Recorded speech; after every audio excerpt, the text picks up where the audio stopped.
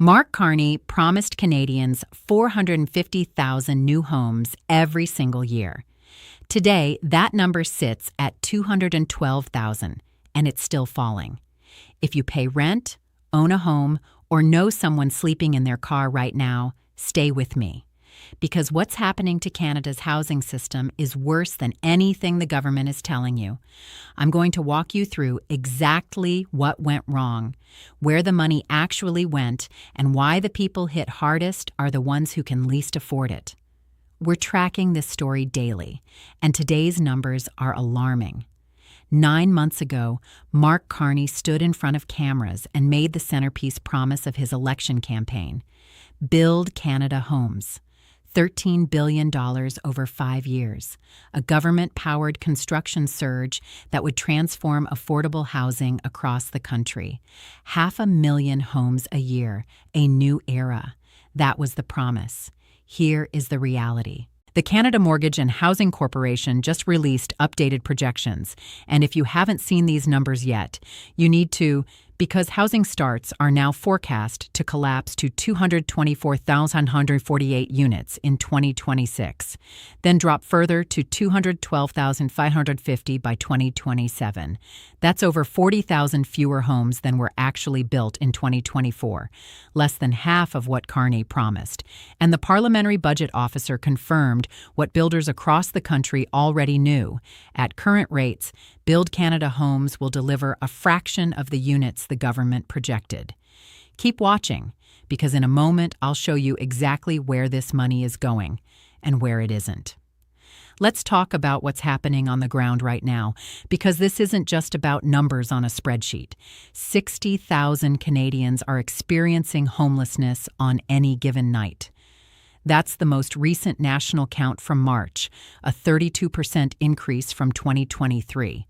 Drive through downtown Toronto today. Tents are packed shoulder to shoulder under the Gardiner Expressway.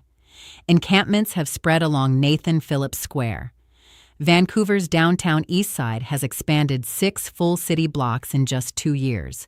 Calgary, Ottawa, Montreal. Every major city is telling the same story.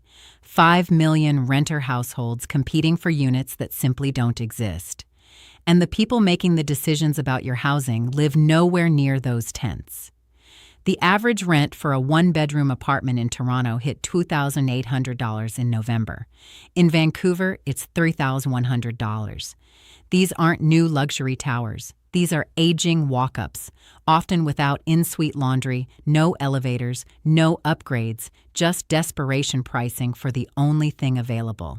And the practice known as renoviction, where landlords evict tenants, claim renovation, and relist at double the rent, has surged 38% between 2024 and 2025, according to advocacy group Acorn Canada. Technically illegal in most provinces. Enforcement is nearly non-existent. If you know someone going through this right now, share this video with them. They need to see what's really happening and why. So where did the $13 billion go? That's the question Canadians are starting to ask loudly. Parliament approved the funding. The money exists. But here's where the story gets complicated, and this is the part the government doesn't want to lead with. Getting that money from federal coffers to actual construction sites requires passing through a bureaucratic maze that was never built for speed. Provinces control zoning. Municipalities issue building permits. Federal money must flow through provincial housing agencies before a single shovel breaks ground. Each layer adds months. A developer in Mississauga told the Toronto Star in February that he applied for Build Canada Homes funding in October. Preliminary approval came in January. Final approval came in April. He still hasn't broken ground. He's waiting on municipal permits that require provincial sign-off. Multiply that one story across thousands of projects, and you start to understand why the housing crisis isn't just a funding problem. It's a systems failure built over decades. Now here's the contradiction that no one is talking about directly. Mark Carney is not just the Prime Minister of Canada. He is the former governor of the Bank of Canada. He ran monetary policy for 7 years. He then moved to the Bank of England. This man understands interest rates better than virtually any elected official on the planet.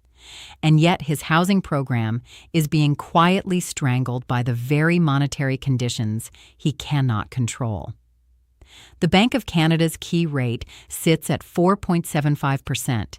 It has not moved since June 2025. A typical mid-rise apartment building in Toronto requires $50 to $80 million in construction financing. At 4.75%, an extra 2 percentage points on that loan adds millions in annual interest costs. Developers are doing the math and walking away. Projects are being shelved. Workers are being laid off, and the government is handing out GST rebates worth up to $10,000 for first-time buyers, which housing advocates called, and I'm quoting directly here, a Band-Aid on a severed artery. Think about what that policy actually does. It puts more buyers into a market with fewer homes.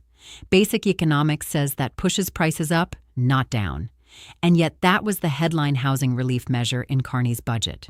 Stay with me, because here's the harder truth that explains everything you've seen in this video.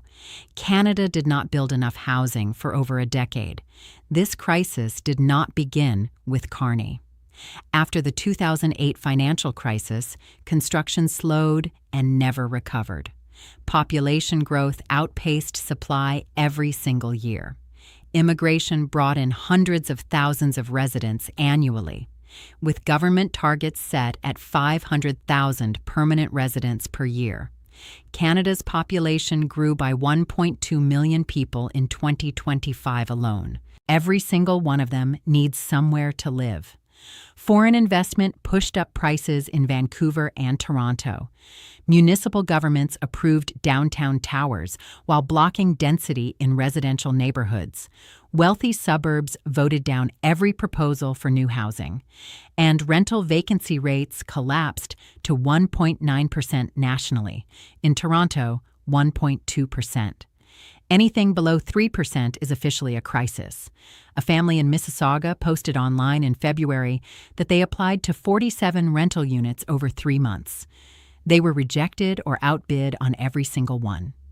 2 adults, 3 children, living in a hotel at $4,000 a month.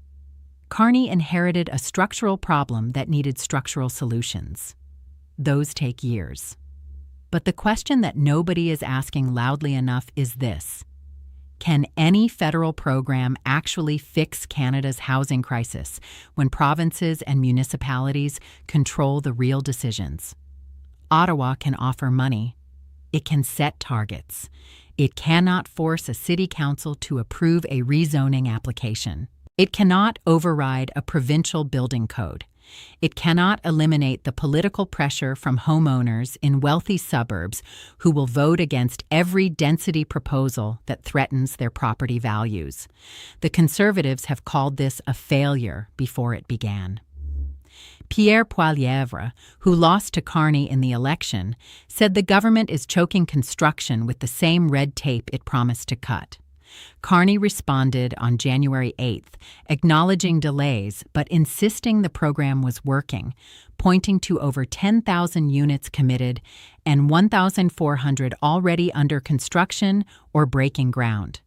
The problem is Canada needs 287,000 additional units just to meet his own promise. At the current pace, it would take 20 years to close that gap. Emergency services reported 17 deaths among unhoused people in Toronto during January's cold snap alone. Shelters in Toronto, Vancouver, and Calgary are over capacity. The Salvation Army reported a 40% increase in demand for emergency housing year over year. Food banks are seeing the same surge. People who were housed a year ago are now relying on services they never imagined needing. The wealth gap isn't just growing, it's accelerating. Homeowners have seen equity gains of 40 to 60% since 2020. Renters have watched their costs double with no path to ownership in sight. Here is what we know for certain. Carney promised 450,000 homes a year.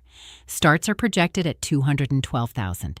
The $13 billion Build Canada Homes program has approved only 10,000 units in 9 months.